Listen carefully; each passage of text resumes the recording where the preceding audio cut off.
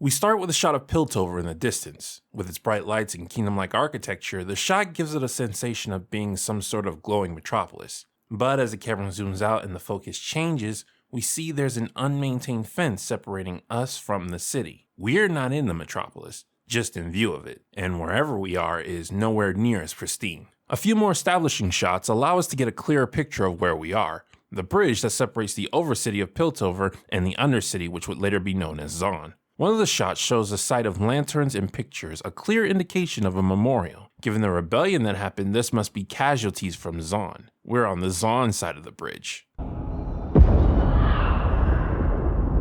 The scene changes to a shot of Vi, just as a clap of thunder goes off to catch the viewer's attention. One of Vi's hands is on her forehead and her eyes are closed. She's still frustrated from the last scene and isn't doing a good job of keeping it in. Why are we here?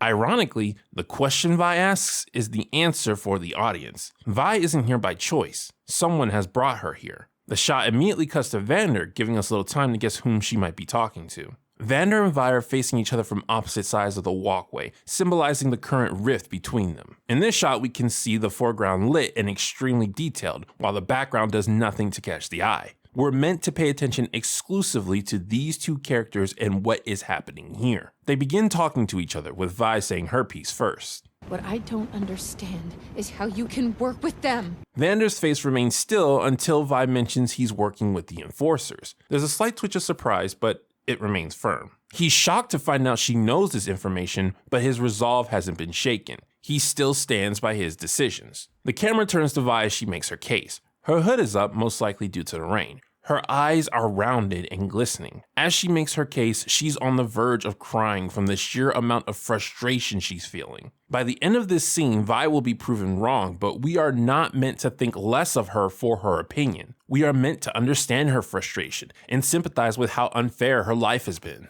I want Powder to have more than that, and I'm willing to fight for it. With this line, we're reinforced with Vi's primary motivation. It's not herself, it's Powder.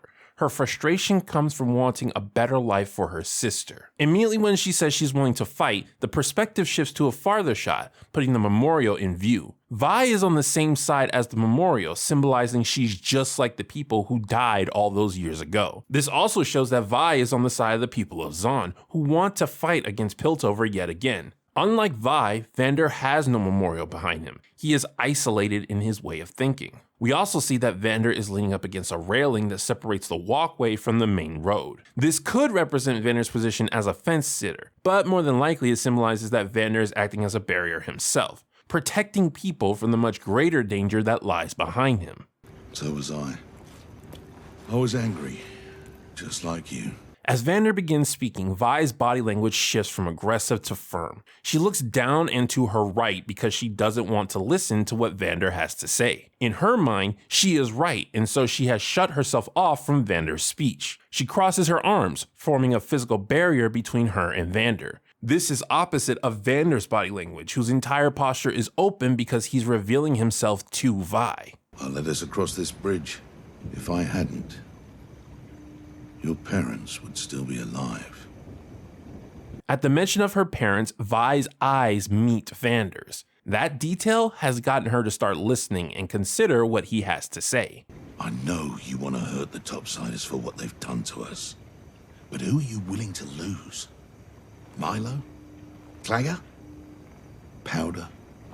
Vi is trying to hold on to her way of thinking, but at the mention of Powder, she looks down and to the left, the opposite direction she was looking when refusing to listen. She has been defeated and she knows it. As badly as she wants to fight, if doing so means losing the people she cares about, especially Powder, it would be pointless. The perspective switches to an earlier shot, but Vi's body language has completely changed. Her arms are no longer crossed and she's not aggressive in any way because she's opened herself up.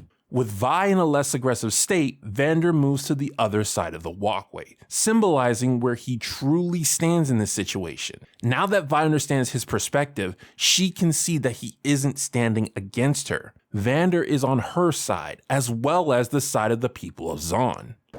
Nobody wins in war, Vi. Up until now, Vi has been relying on her own strength in this conversation.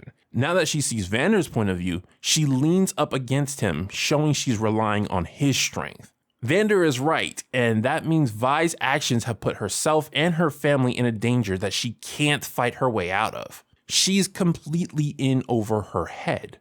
With no more answers, she turns to Vander, who always saves the day when she messes up too far. What are we gonna do? The enforcers will come back. I don't know.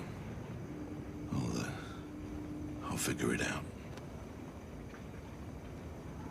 In this moment, Vi's facial expressions show genuine fear. Vander is supposed to be the one who solves things when Vi can't. Him revealing he's not sure what to do gives her a slight panic because she can't rely on his strength like she has throughout her life. Vi takes her head off of Vander and looks down at the memorial, understanding that war would bring more of them. No longer relying on Vander's strength, Vi takes a deep breath and turns her fear into resolve.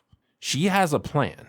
It's going to cost her, but she'll make sure her family stays safe. God, this show is so freaking good!